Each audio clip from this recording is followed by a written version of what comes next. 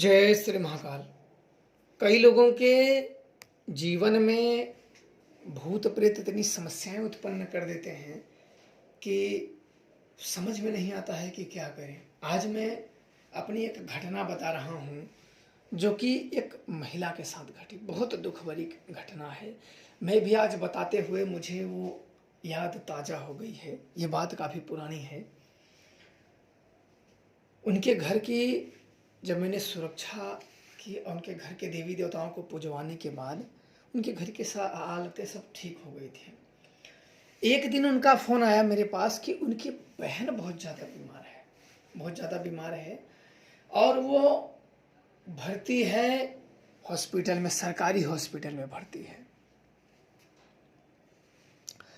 मिर्ज़ापुर, उत्तर प्रदेश के मिर्ज़ापुर ज़िले में मर्दाना जनानी हॉस्पिटल में भर्ती है। औरतों का था, इमरजेंसी में भर्ती है, ऐसे मुझे बताएं। मैंने बोला ठीक है, मैं शाम तक आपके पास आऊँगा। बोले कि बचा लीजिए। मैंने बोला क्या हुआ, अभी आज बता रहे क्या वैसे? बोले बहुत ज़्यादा दिक्कत है, अब तब लगा है प्राण निकलने को। मैंने बोला अच्छा ठीक है, थोड़ा दूर है, समय लग जाएगा आने में। बोले अच्छा ठीक है। तो मैं ये सब सुनने के बाद थोड़ा सा जल्दी जाने का प्रयास किया कि किसी का अगर अपने वजह से किसी की ज़िंदगी बच रही तो मैं जाना चाहिए। भूत प्रेत से ना मरे, बाकी भगवानी गति हो तो बात अलग है। तो वो लोग पहले से मुझे वहाँ इंतज़ार कर रहे थे। तो वहाँ हमने मिला, नमस्कार आदि हुआ, तो चाय वाय पूछे, चलो पी लो। बोला नहीं चलो पहले एक बार हम देख लेते हैं, फिर आगे हम चाय नाश्ता करेंगे। तो हम सब ऊपर गए, तीसरे मंजिले पे वो भर्ती थी। और हॉस्पिटल में तो मैं पहली बार गया ही था ऐसी चीज़ों में, क्योंकि मैं तो कभी गया ही नहीं था और मैं कभी अंदर से देखा ही नहीं था हॉस्पिटल कि कैसे मरीज है। वहाँ देख के तो बिल्कुल सब पड़े थे, गरीब, बड़ी हालतें भी लोगों की ख़राब थी। जब वहाँ गए तो एक बेड की तरफ उन्होंने इशारा किया और वो पानी की बोतल उस औरत के हाथ में लगी थी। औरत साड़ी पहन रखी थी, औरत थी। उन्होंने कहा मेरी बहन है, मैंने यहाँ सिटी में शादी की है। तो वहाँ जाने के बाद कई लोग उनके इर्द गिर्द बैठे हुए थे। मैंने देखा तो उनका जो मूड़ी था बिल्कुल जैसे हम सब बिल्कुल दम बिल्कुल ऊपर कर लें और आगे ना हो, और बिल्कुल सांस अटक अटक के आ रही हो और आँख भी मतलब नीचे होकर ना दिख रहा हो, वो हालत थी। मैंने देखा, मैंने बोला ये तो मर जाएगी। तो बोले नहीं महाराज जी आप देखिए कुछ करिए। मैंने बोला जी बाप रे, तो मेरे मुंह से भी निकल गया कि तो मर जाएगी। हालत, उसकी हालत ऐसे देख के कि कभी कभी आप देखो ना कि हालत देख के अंदाज़ा हम लगा लेते हैं, या हमारा दिमाग ऐसे हमें सिग्नल दे देता है कि ये क्या बचेगी, ये तो बिल्कुल ही हालत इसकी ख़राब है। और बिल्कुल हड्डी हड्डी बची थी। आप मानिए कि एकदम हड्डी बची थी, मांस नाम मात्र था, चमड़ी बस थी। तो अच्छा देखने के बाद थोड़ा सा बगल आए, उनके भाइयों से पूछा। मैंने बोला क्या बात हुआ है? बोले कि इनके जहाँ शादी की है बहुत डाहते थे। डाहने का मतलब कि उनको बड़े प्रताड़ते थे, परेशान करते थे, बड़ा दुख देते थे। तो अपने देखो ये होता है कि गांव के लोग सिटी वाले लोगों के पास नहीं करते हैं, क्योंकि सिटी वाले को बहुत खराब मानते हैं। ये लोगों को, सिटी वाले को, मैं अपनी चीज़ें अगर बताऊं तो लोग जो मानते हैं कि सिटी वालों को मानते हैं कि इनको रहने के लिए बस घर है, थोड़ी सी इनकी ज़मीनें हैं, ये कमाते हैं खाते हैं, यहाँ वहाँ बिल्कुल अच्छे कपड़े अच्छे चीज़ें रह के बस दिखते बढ़िया हैं, बाकी ये बिल्कुल ही बेकार रहते हैं। इनके अंदर मतलब मन में ना इंसानियत नाम की चीज़ नहीं होती है, ऐसे वो कहते हैं। और आज मेरे वो समक्ष था। आप यकीन नहीं मानेंगे, उस औरत का लड़का, बेचारे एक लड़का भी हुआ था उस औरत को। अब ये बातें मुझे सुजान को जब मैंने भेजा तो उनके भाइयों ने थोड़ा सा बता दिया था, परेशान करते थे। सुजान ने मुझे बताया तो मेरे को इतना दुख हुआ कि मैं अब क्या करूं कि इसका दुख मैं ले लूं। कभी कभी ऐसा होता है, हम दूसरों को दुख देख के ना ऐसा होता है कि हम क्या करें कि इसका दुख हम ले लें, इसको आराम हो जाए। उसका आप लोगों को सुन के ऐसा लगेगा। अब मैं तो आप लोगों को मैं बता रहा हूँ अपने अनुभव, पर उस समय मेरी स्थिति क्या थी मैं वो बता नहीं सकता, उसके शब्द नहीं हैं, वो सिर्फ महसूस किए जा सकते हैं। उसकी सास जो थी, 2 महीने का लड़का हुआ था तभी उस माँ के हाथ से बच्चा छीन लिया। बोला तो इसे मत छू, खाना बना, कपड़ा दो। और उस टेंशन में उस लड़की की वो दशा हो गई थी। उसकी आज उसका लड़का 2 साल का हो गया था। बोले लड़का कितना साल? बोला 2 साल का, पर 2 महीने से उसका लड़का उसके हाथ से छीन ले। उसे दूध तक नहीं पिलाने देती, उसको खिलाने तक नहीं देती। सोचिए कि जिस माँ का अगर पैदा होते ही कोई सास उसके बच्चे को छीन ले तो उसकी माँ का क्या हाल होगा। अब मेरा तो मन ना, मैं क्या बताऊँ, मेरा मन अंदर से रोने लगा। मैंने बोला अरे बाप रे, तो अब मैं क्या कर दूं। मेरे जैसे ना सारी शक्तियां जितनी मैंने सिद्ध की थी, ये क्रोध भी आ रहा था कि मैं तेरा वो हाल करूंगा ना, और एक मन में आ रहा था कि अरे अब मैं उतनी चीजें लौटा नहीं सकता हूँ, पर अब इतनी दुख है, इतनी समस्या है बेचारी। और फिर आके उसकी हालत को देख के अब शक्तियां तो विचार बता रही हैं, पर हाल अब कहें शक्तियों की बात हम कहें किससे। ये कहते नहीं है कि जबान है अपने पास पर सुनने वाले कान नहीं है। एक होता है ना कि अपने मन की बात, जब कोई गुरु होता है तो अपने मन की बात अच्छा या बुरा, गलत सही, वो अपने शिष्यों के साथ रखता है। ये ऐसे है, वो ऐसे है, और वहां तो हम किसके पास रखें। हम अपने मतलब अंतर का चाहे क्रोध हो चाहे दुख हो, हम किसी के ऊपर भड़ास भी नहीं निकाल सकते। अब अंदर ही अंदर बिल्कुल जैसे हो ना कि अंदर ही अंदर ज्वालामुखी हो रहा हो और उसको बाहर उसका रास्ता नहीं मिल रहा हो, और अंदर ही अंदर उबल रहा हो, फटने को बिल्कुल उतावला हो और उसको मार्ग न मिल रहा हो, वैसी हालत हो गई थी इस सुनने के बाद। और वो दुख का मैं अंदाजा लगा सकता था। मैं तो भाई कोई वो नहीं, पर 2 साल का दिन बहुत होता है। हम तो ये, मैं कहानियां बताऊंगा, अपने अनुभव बताऊंगा, आप सुन लोगे, पर वो सोचो कि जो बीतता होगा। अब मैं वहां गया, अब देखने के बाद बिल्कुल सांस चली, अब तब प्राण चल रहा था। और उसकी सांस बेड में से, बेड के बगल में बैठी थी और बिल्कुल सरकारी में डाल देती। इतनी हालत खराब थी, पैसा लगा नहीं रहा था कोई, पैसा लगा नहीं रहा था कोई, सोचिए। और बिल्कुल एक बोतल, आप जानते हो ना सरकारी में बिल्कुल जब फ्री वाले में कर दो तो एक बोतल लगा देंगे, तब तक चढ़ता रहेगा जब तक आप मर ना जाओ। अब की स्थिति क्या है वो मन ही जानता, मैं उस समय की बात बता रहा हूं। आज से लगभग 12-13 साल पहले की बात है। 10 साल तो कम से कम हुई हो, 10 साल पहले की बात है, 10-12 साल पहले की बात है ये। अब इसके बाद उस सास बोली, हम तो भैया बहुत कर रहे हैं, बहुत कर रहे हैं, पर अब क्या करें। मेरे मन में अरे माता जी अंतर की जो, अब मैं तो जानता था, बाकी और चीजें तो उसकी बातों में आ रहा है, पर मैं जानता था अरे माता तुमने ये वो हाल किए हैं कि जिसका हम सब मिल के भी पाराक्षिस नहीं कर सकते। तुमने वो कर्म किए हैं और उसका दंड तो तुम भोगो ही भोगोगी। समय के बाद तुम्हें जो अभी लग रहा है ना कि सब साथ देंगे, सब ये देंगे, जब तुम्हारी पारी आती है तो कोई साथ नहीं देता है, कोई किसी का साथ नहीं देता। मैं पहले भी कहा, आज भी कह रहा हूं, जब दंड की पारी आती है ना तो कोई साथ नहीं। और आगे होने वाला था वहीं, और उसका आदमी तो आया ही नहीं था, उसका आदमी आया ही नहीं था। और क्या कारण था कि उस लड़की थी जो गरीब घर की थी, गरीब घर की, बिल्कुल गरीब घर की। आप ऐसे मान लीजिए कि रोज कुआं खोदे तो रोज पानी पिए। कुछ जमीनें थी तो ब्राह्मण थे, बाभन जो थे ना, बाभन कब क्या कहें, आप लोग स्वयं ही समझ सकते हो कि सब तो नहीं, पर कुछ ऐसे होते हैं कि 5,000 रुपये अपने वो पिताजी का दवा कराने के लिए गिरवी रखे थे, उसका 2.5 लाख जोड़ दिए थे, जमीन गिरवी का 2.5 लाख जोड़ दिए थे। अब कोई व्यक्ति जब 5,000 रुपये गिरवी रख ले, 2.5 लाख जोड़ दे, बताओ क्या कैसे देगा वो। मेरे को भी तकलीफ बताएं। तो जब व्यक्ति की किस्मत खराब होती है ना तो सभी तरफ से लात गिरते हैं, जब अच्छी होती है ना तो सभी वाह वाह करते हैं। अब उधर से भी मैंने सुना, अब बैठा, मैंने कहा कि चिंता मत करो बहन, मैं तुम्हें अवश्य कोशिश पूरी करूंगा, ऐसे 90% में अवश्य तुम्हें बचाऊंगा। और उसका लड़का गरीब जान के कि गरीब है, कोई मेरा करेगा क्या, जैसे कहते हैं ना गरीब को कैसे भी मसक के मुआ दो, कोई क्या करने वाला है। किस आगे नाथ ने पीछे पगहा, किसके नाम से रोए गधा, कौन रोएगा पीछे। तो मुझे बड़ा तकलीफ हुआ। बोला कि ठीक है, तुमने ऐसा सोचा है तो मैं इसके साथ रहूंगा, देखता हूँ अगर तुमने कुछ। उसने मारण प्रयोग कराए थे उसके ऊपर, वो दूसरी लड़की के चक्करों में था और मारण प्रयोग कराए थे, जल्दी मर जाओ, दवा ना कर भाई, जल्दी मर जाए, मर ही जाएगी। तो मैंने कहा कि ठीक है, मेरे होते हुए अगर एक बाल भी उखड़ गया ना तो फिर समझ लेना, अब जो होगा वो होगा।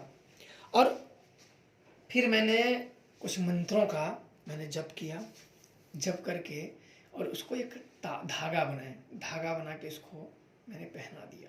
पहनाने के बाद दूर चला, क्योंकि मेरी वो ऐसी सांस ले रहे थे, मेरी हालत देखने को नहीं बन रही थी। मैंने कहा कि इसका लड़का कहाँ है? बोले वो घर है। हमारी बड़ी बहू बुढ़ी सास से पूछा तो कि लड़का कहाँ है? तो बोले कि वो मेरी बड़ी वाली जेठानी, इससे तो देखा नहीं जाता था। तो इस लड़की जो बीमार थी उसके भाइयों को अड्डे पड्डे बोल रहे थे, तो मेरे को बोली अरे ये चरित्रहीन है, ऐसे है वैसे है ऐसे है, बीमार थी और ये इसके दवा। मैंने बोला कि सुन, मेरे को गुस्सा आ गया, मतलब मेरे से रहा नहीं गया। तो मैंने बोला कि सुन, तू मुझे ऐरा गहरा मत समझ, फाड़ दूंगा, यहीं फाड़ दूंगा। बोले कि झूठे ही फाड़ दूंगा, मैं तुम्हारे जैसे बड़े देखे? मतलब नहीं, गलत, अभी तूने मेरे जैसे नहीं देखे हैं, अभी तो प्रेम देखा है, अब तू क्रोध भी देखेगी। बोला कह रहे तुम्हारे जैसे बड़े आए और गए। मैंने बोला नहीं, अब तू मुझे दिन पे दिन याद करेगी, अभी तो तूने मेरा देखा नहीं है, अब तू मुझे देख। अब मैंने इसे बोल दिया गुस्से में हालत देख के, और वो भी थोड़ा तूतारी, थोड़ा अपना भी दिमाग गर्म, मैंने बोल दिया। अब उस औरत क्या थी कि एक जगह पे एक अघोरी के साथ वो लोग जाते थे, जो मारण प्रयोग चलाया था, वो भी काफी पहुंचा हुआ था, भैरव और भैरवी की पूजाएं करता था और माता काली की। अब आ गया है टक्कर काली और काली के उपासकों से। उन्हें कहा कि मतलब ऐसे मुझे बिल्कुल तुच्छ लुच्छ वाले बोल दिया ना, बिल्कुल नीचा दिखाने वाला, तुम्हारे जैसे बड़े देखे, हमारा कोई कुछ नहीं, तुम्हें जो करना है वो कर लो। अब यह बात मुझे जब उसने बोल दिया कि तुम्हें जो करना है, अब वो मुझे चुभ गई। अब जो कर रहा हो तो ऐसे अगर कुछ बात हो कि नहीं कोई बात नहीं, स्वेच्छा से हम मदद करेंगे, वो बात अलग है, पर वो कह दिया कि जो तुम्हें करना है तुम कर लो। मैं ये जान गया कि इसके जो पीछे है, इसने बराबर इसके माइंड को वॉश कर दिया है कि हमारी ये शक्तियां हैं, हमारी वो शक्तियां, हम ये कर देंगे, वो कर देंगे, ये कर देंगे। मैंने कहा कि सुन, तुझे जिसने मूर्ख बनाया है ना कि ये कर देंगे वो कर देंगे ना, उसकी भी खटिया खड़ी कर देंगे। तुझे जो ये भ्रम का तूने पर्दा बांध रखा है अपनी आंखों में ना, उससे तू बाहर खोल के देख। इस दुनिया बहुत बड़ी है और एक से बढ़ के यहाँ एक शक्तियां विद्यमान हैं। और ये भ्रम के अभी ऐसा नहीं कि तू कुएं में गिर गई है तो तू ये मत समझ कि वो वही समुद्र है, वही दुनिया है और उस कुएं में तू ही मेढक सबसे बड़ी है ना, तो ये मत समझ कि इतना ही होता है। आंख की पट्टी खोल, और अब तेरा जो हश्र होने वाला है ना, तू अब जानता नहीं। तेरे लिए मैं बिल्कुल दुर्भाग्य के द्वार खोलूंगा और मैं तुझे चैलेंज देता हूँ, किसमें किसी में अगर दम हो तो रोक लेना, क्योंकि मैं उसका दुख, मैं उसका किसी भी हालत में इन लोगों ने अपने बच्चे से मां को अलग किया है तो दंड मिलना ही चाहिए। अब मैंने फिर वहां से आया, गुस्सा तो मेरे को बहुत लगा था। उन्हें बोल दिया जा, तेरे जैसे बहुत देखे ऐसे हैं। मैंने बोला ठीक है, अब तू मेरे जैसे देख। अब उसने कहा कि मैं भी ऐसा नहीं कि हम भी अपने बड़ी शक्तियों के ज्ञान रखते हैं, हमारे पास भी शक्तियां हैं, हम भी पूजे, हमारे भी गुरु महाराज हैं। बोला ठीक है, वो तुम्हारे गुरु महाराज की झोला फटेगी, तुम्हारे गुरु महाराज के तुम्हारे कुकृत्य में लिप्त हुए हैं, तो तुम और तुम्हारे गुरु महाराज अब तैयार हो जाओ, अपने कुकर्मों का दंड पाने के लिए तैयार हो जाओ। बोला कि तुम तैयार हो जाओ, हमारे गुरु महाराज को नहीं जानते। बोला कि ठीक है, अब तो पता चल जाएगा कि कौन किसको जानता है। अब क्या हुआ कि वहां आने के बाद मैं आया, पूजा पे बैठा, देवी का मैंने मन ही मन ध्यान किया कि ऐसी ऐसी बात है। उन्होंने कहा कि मारण प्रयोग चला है, मैंने कुछ प्रयोग किए लड़की का। अब उस लड़की में जो थी बीमार, उसके तबीयत में सुधार आने लगा था, धीरे धीरे उसका मतलब मूड़ी सीधा हो गई थी। अब कुछ धीरे धीरे से बड़ी बीमार था, धीरे धीरे उसके मतलब भाभी लोग आई थी, जो घर से आई थी बेचारी। मेरे पास ना मानो कि पैसा था, मेरे पास 30,000 था। 30,000 मैंने पूजा रखा था अपने पास में उस समय, मैंने वो 30,000 उसको उठा के दे दिया। मैंने बोला कि नहीं कोई बात नहीं, मेरी पूजा मैं बाद में करूँगा। उसकी हालत देख के मैंने बोला कि इसको बहुत ज़्यादा, देखो मरते हुए व्यक्ति को पैसे की, मेरे पूजा से अत्यधिक मरते हुए व्यक्ति को जरूरी है। मैंने अपने पास रखा था, तो मैंने कहा कि लो ये ले लो। बोला नहीं नहीं नहीं आप ये रख लो। बोला नहीं नहीं इस मेरा जान कि इसको दवा कराओ। तो डॉक्टरों को जानते हो, कुछ दोगे तो बढ़िया से उसका देखभाल और अच्छी तरह से कर किए। मैंने बोला कि ये बच जाए, समझो कि मैंने एक बहुत बड़ा पुण्य का काम कर लिया। मेरी ऐसे लोग को अगर मैं बचा पाऊँ तो मेरी सिद्धियाँ सुबल हो जाएं कि मैंने लोगों का कुछ कल्याण किया। और मेरा आत्मा, सामने वाला कुछ भी समझे हमें उससे नहीं, पर मेरा आत्मा संतुष्ट हो जाए, बस मेरी आत्मा संतुष्टि हो। अच्छा मैंने दिया, लोग और पैसा दिए तो बढ़िया दवाई होने लगा। मैं वहाँ से चला आया, जब अपने आश्रम पे स्थान पे बैठा, अब बैठने के बाद देवी का ध्यान किया तो उन्होंने सारी चीज़ें बताई कि ये प्रयोग ऐसे ऐसे करो। और मैंने अब सबक सिखाने के लिए उस लड़के के ऊपर मैंने प्रयोग किया, हिराक्ष का मैंने प्रयोग किया। मैंने बोला कि तांत्रिक की शक्तियाँ जांचते हैं। अब मैंने पहली ही बार हिराक्ष का ही प्रयोग कर दिया। अब उसके घर क्या हुआ कि हिराक्ष जाते ही वो फिचकुर फेंक के बेहोश हो गया। फिचकुर बुरा फेंक के बेहोश हो गया। हिराक्ष की मार कहाँ कोई सह सकता है। ये तुम्हें सबक सिखाने के लिए भेजा था, अन्यथा आप जो व्यक्ति गिरेगा ना या सो जाओगे ना तो फिर सुबह कल का दिन नसीब नहीं रहता है। आप सो गए ना तो फिर नहीं उठोगे। अब फिचकुर फेंक दिया, मुझे तो सिर्फ सबक सिखाना है।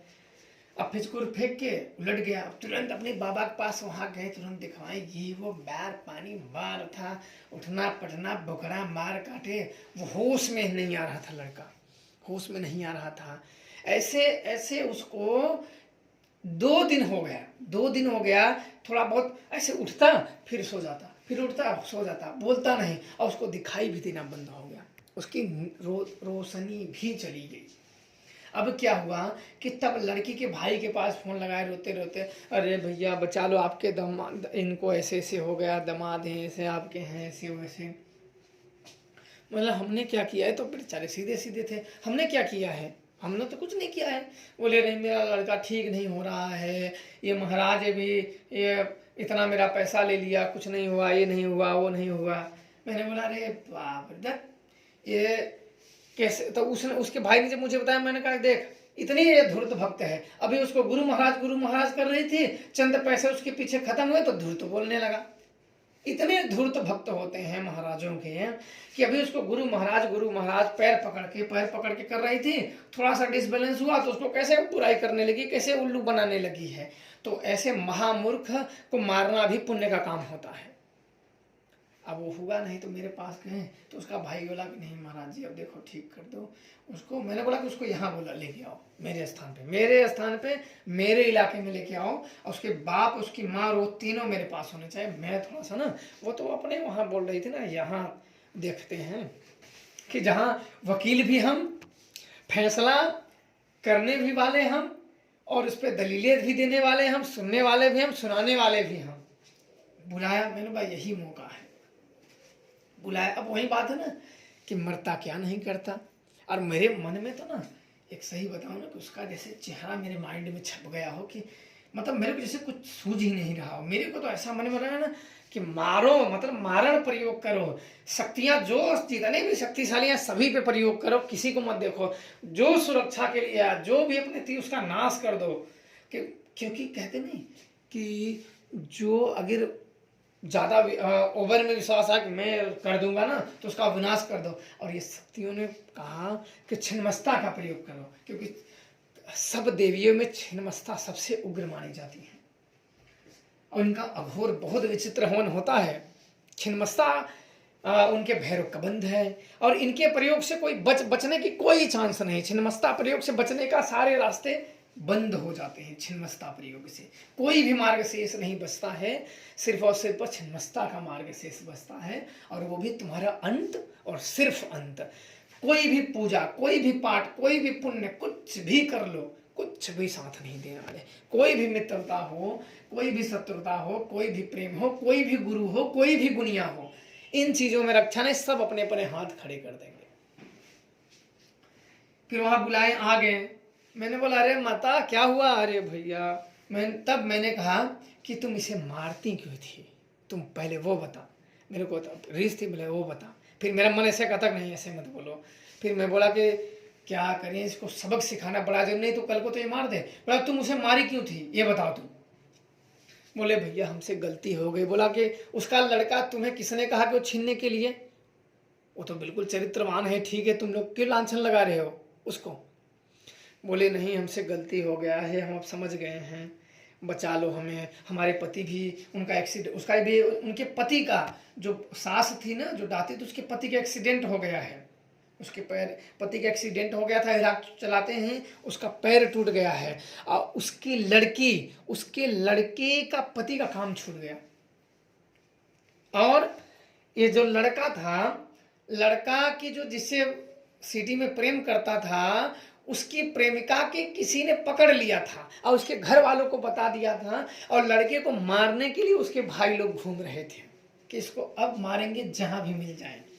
मैंने कहा ना कि तुम्हारे लिए मैं दुर्भाग्य के सारे द्वार खोल दूंगा। तुम मुझे क्या जानते थे कि इन्हीं की तरह तुम भी, तुम अगर इसे मार देती ना तो तुम भी बिना मौत के मौत मरती।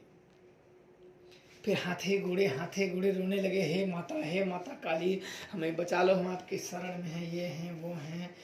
लड़की का भाई रोने लगा, और वो लड़की तो अभी हॉस्पिटल में ही भर्ती है, वो तो अभी हॉस्पिटल में ही भर्ती है। मैंने कहा कि तुम्हारा लड़का तो मरेगा, बहू अगर कुछ हुआ तो पक्का है तुम्हारा लड़का मरेगा ही मरेगा, तुम्हें जो करना है तुम कर लो। अब कहीं भी जाओगे हम तो सीधा बोल रहे हमने तो कुछ किया ही नहीं, और भूत प्रेत का कौन कहां करोगे।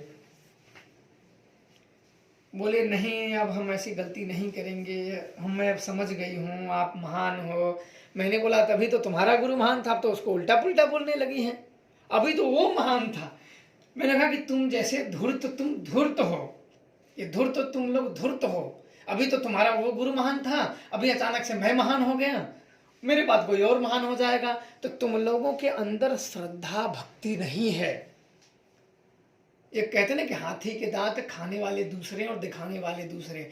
जो दिखाने वाले दांतों में भटक गया ना वो गया, और जिसको थोड़ा भी समझ रहेगा, थोड़ी भी शक्तियां समझ रहेगी, वो बच जाएगा तुम सबसे। फिर मैंने बहुत चीजें सुनाई, मेरे को बड़ी गुस्सा था, मेरे को ये गुस्सा था कि उसको तब भी मेरा कि इन सब सुनाने का एक ही मकसद था कि उस लड़की को ये लोग इज्जत मान सम्मान दे। और लड़के को कहा कि तू रे नीच, ऐसे ही मैंने उसका, तू रे नीच, तू पूजा नाम की लड़की से प्रेम करता है कि नहीं करता। इतना ही सुनने के बाद ना तो उसके तो जैसे होश ही उड़ गए हों, जैसे वो कोमा में चला, क्योंकि वहाँ आके मैं उसे ठीक कर दिया था। अहिराक्ष को वापस लिया ना तो वो सही हो गया, उठ के बैठ गया। तो वो बोला अरे गुरुजी मुझे बहुत बड़ी गलती। उसके माँ बाप भी सुन के बड़े दंग रह गए, अरे बाप रे इसकी तो मैंने बहुत ऐसी चीज़ें कही। कहने के बाद बोले कि अब तुम लोगों ने अगर उस लड़के को एक शब्द कहा, अपनी बेटी के अलावा अगर उसके लड़के को अगर तुम लोगों ने 1 मिनट के लिए उससे, वो अपने से देता नहीं, 1 मिनट के लिए तुम लोग ना अपने हाथ से उस लड़के को छीना तो जिंदगी भर वो हाथ तुम लोग ढूंढते रह जाओगे कि वो हाथ कहाँ गया। तो हाथ शरीर से अलग हो जाएगा। वो गर्दन उखा अभी जो गया ना, तो उससे पूछा कि तू जो गया था तुम देखे थे। बोले हाँ, वो एक बहुत बड़ा विशाल गया था, पीली नेत्र वाला वो दिखा रहा था। मैं तो बेहोश में उसको देख रहा था। वो बहुत बड़ा गड़ासा, बिल्कुल पत्थरों पे चार जैसे, बहुत दूर से दोनों में आपस में 2 लोखंड टकराए ना, जैसे कोई मिसाइल दागता और बहुत भयानक आवाज़ आती हो। बोले उस गड़ासे की आवाज़ आ रही थी कि बस आज्ञा मिलते ही मैं तुम्हारा गर्दन धड़ से अलग कर दूंगा। शरीर में तो रह जाएगा, पर जो आत्मा का गर्दन, जैसे हमारे पूरे शरीर में प्राण ऊर्जा प्रवाहित होती है, तो आपके गर्दन की ही प्राण ऊर्जाओं का विलग्न कर देगा, आपकी मृत्यु हो जाएगी। मैंने बोला क्या हुआ, तुम्हें अपना डर समझ में आ गया और तुम इसी के हाथ मारे जाओगे, और तुम्हें फिर कोई जान नहीं पाएगा। सोओगे फिर उठोगे नहीं, तुम कोई जान नहीं पाएगा। तुम्हारी भी कहानियाँ समझ के भूल जाएंगे तुमने वो गलत किए हैं। किसी भी गरीब की लड़की को, मतलब तुम ऐसे क्यों किए थे, सच सच बताना। मैं जानता था कि उसके दांत थोड़ा सा आगे निकले हुए थे, तो इसकी वजह से वो चलता है। मैंने तू बता, मैं सोचा उसके मुंह से सुनो। मैंने बोला ये क्या बताता है। बोला कि मुझे ये पसंद नहीं आती। मैं बोला हरामजादे, तुझे ये पहले पसंद नहीं आती थी? तब तक मेरे साथ में एक थे, बोले गुरुजी से मार ही डालो। मेरे एक शिष्य थे, बोले गुरुजी इसे मार डालो, ये बड़ा खतरनाक आदमी मुझे लग रहा है। उनसे रहा नहीं गया, मेरे शिष्य था, उससे रहा नहीं गया, तब 2-3 झापड़ उस लड़के को मारा, 2-3 झापड़ से मुंह पे मारा। रोने लगा, बोला माधर चोद, किसी के लड़की की शादी करके आता है और उसके जीवन कल के वो मर जाती तो लाता तू। मैंने तब मना किया, अरे जाने दो जाने दो। मैंने हाँ किया, अरे जाने दो। तब वो रुका। और मेरे शिष्य भी जो रहते बड़े खतरनाक हैं, मैं एक शब्द बोलूँ तो तुरंत दे देते हैं। मैंने बोला जाने दो। तो सब लोगों ने माफ़ी मांगी, थूक के चाटे अपने से, मैं बोला ही नहीं है, मौत का डर, थूक के चाटने लगे कि आज के बाद मैं अपनी बेटी में कसम खाती हूँ माँ काली के सामने, ये वो दुनिया भर के उसके गहने तक उतार लिए थे। जैसे कोई शादी होता है तो गहने चढ़ाते हैं ना, गहने तक उतार लिए थे। मेरे को वो सुन के बड़ा क्रोध आ रहा था। और इन लोगों ने क्या किया, मैंने कहा कि तू गई थी शक्तियाँ मेरी पकड़वाने, तुझे पता है सिद्ध हुई शक्तियाँ पकड़ी जाती है, क्या हुआ बाबा तुम्हारा क्या कहला, पकड़ लिया? बोले हाँ मेरे बाबा जी कहें कि शक्तियाँ मैंने पकड़ लिया। बोले ये कोई पान की दुकान है? उसने, वो तांत्रिक ने भी कह दिया कि हमने तो पकड़ लिया है, कोई शक्ति नहीं है, कुछ नहीं है। मैंने बोला तेरा दिमाग खराब है, वो भी तुझे मूर्ख बना रहा था। हम लोग जब इतना चलते हैं ना, जब ये दुनिया में करते हैं ना, तो हम लोग वो चीज़ पहले करके चलते हैं। तुम पकड़ने से पहले खबर हमें हो जाता है और तुम्हारी खटिया खड़ी कर देंगे, बिस्तरा गोल कर देंगे, तुम अपना किस्मत देखो, दूसरों का नहीं। बहुत समझाने के बाद, और मेरे शिष्यता बोले, उस औरत को बोली तुम्हें शर्म आनी चाहिए, तुम भी माँ हो, तुम्हारे लड़के कोई छीन लेता तो तुम्हें अच्छा लगता? बोले नहीं, बड़ी रोने लगी थी। फिर बहुत कसम खाने के बाद फिर मैंने अहिराक्ष को वापस ले लिया। लड़का तो तुरंत नॉर्मल हो गया, उसको दिखाई भी देने लगा, मैं उसको दिखता ही नहीं था, अचानक उसकी रोशनी ही गायब हो गई थी। अहिराक्ष ने मेरे उम्मीद से ज़्यादा ही कुछ काम कर दिया। मैं तो सोचा उसको भी दंड दे, लेकिन उसने तो पूरे परिवार को ही दंड दे दिया। एक दिन में ही ऐसे उसने किए ना कि एक दिन में ही सारी समस्याओं को समस्या का पहाड़ उत्पन्न कर दिया कि व्यक्ति बचे तो बचे, कैसे बचे। फिर वो लोग गए, 1 महीने के बाद लड़की बिल्कुल तंदुरुस्त है, उसके घर गए, सब बड़े अच्छे से। मैंने पूछा कि अब कुछ भी दिक्कत हो तो मेरे को बताना। सब बोले नहीं ठीक है, अब हमें कोई दिक्कत नहीं, सब मानते हैं, हम घर में रहते। और लड़के को, मेरे को तो गुस्सा थी, मेरा तू सही से रहना। एक मजाकिए अंदाज में कहा कि तू यहाँ वहाँ मुँह मारते फिरता है, तू बच के रहना, नहीं जिस दिन मेरे हत्थे चढ़ेगा ना तेरा मुंह फिर नहीं रहेगा। बोला अरे नहीं गुरुजी। मैं गुरुजी मेरे अपने इस गंदे जुबान से गुरुजी मुझे मत कहना, जब सुधर जाना तब कहना। बोले ठीक, हम सुधर जाएंगे, ज़िंदगी में कसम खाते हैं।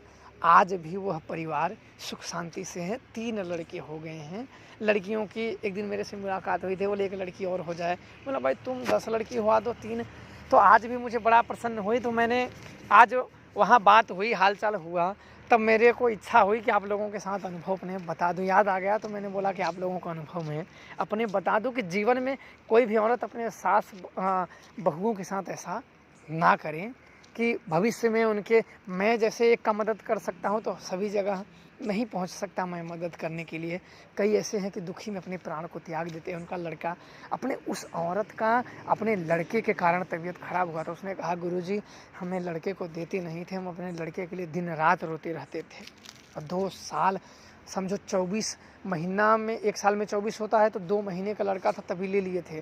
तो कितना 22 महीना, 12 बार दूनी 24, तो 22 महीना वो लड़के से दूर रही। हम सब तो उसका अंदाज़ा ही लगा सकते हैं, बस उसका दुख का अंदाज़ा, पर उसमें हम बांट नहीं सकते। मैंने कहा कि कोई बात नहीं है, हम वो तो लौटा नहीं सकते हैं, लेकिन मेरे पास इतनी है कि अगर ये उंगली उठाएंगे, आँख उठा दिए, उंगली उठा देंगे तो उनकी उंगली ही ढूंढते रह जाएंगे कि मेरी उंगली गई कहाँ। बहुत हो गया, इन लोगों ने जितना पूरी ज़िंदगी का जुल्म था वो तुम्हें इस समय ही दे दिया। और आज वो हाथ जोड़ लेती हैं, जब भी लगाती हैं कि आज आप लोगों, आपकी वजह से मेरी ज़िंदगी आपकी वजह से है, मेरा बच गया है, और मैं अपने लड़के के साथ खुशी हूँ। और मैं सोचता हूँ कि मेरा भी सिद्धियाँ, मेरी भी शक्तियाँ ऐसे लोगों के काम आई। मैं भी बड़ा अपने आप को सौभाग्यशाली खुद मानता हूँ कि मेरी सिद्धियाँ, मेरी शक्तियाँ ऐसे लोगों के काम आई। मैं बड़ा गदगद हुआ हूँ। आज मैं उस कहानी को बता के मेरे अंदर बड़ी संतुष्टि होती है कि ऐसी मेहनत करने के बाद जान कबूल के सिद्ध तो करना पड़ता है, लेकिन हमें बड़ा वहाँ हमें कुछ 1 रुपया मिला नहीं था, मैंने लिया भी नहीं। अब उल्टा मैंने ही 30,000 अपने पास से दिया था, पर मुझे बहुत संतुष्टि आज भी उसकी संतुष्टि मिलती है। जो सेवा ऐसे कर दो, वो संतुष्टि आत्मा में जो मिलती है ना, उसका कोई बात ही नहीं है। तो जय श्री महाकाल, आप सबको खुश रहें, प्रसन्न रहें। कैसा लगा आपको मेरे अनुभव, अवश्य आप लोग बताएं। जय श्री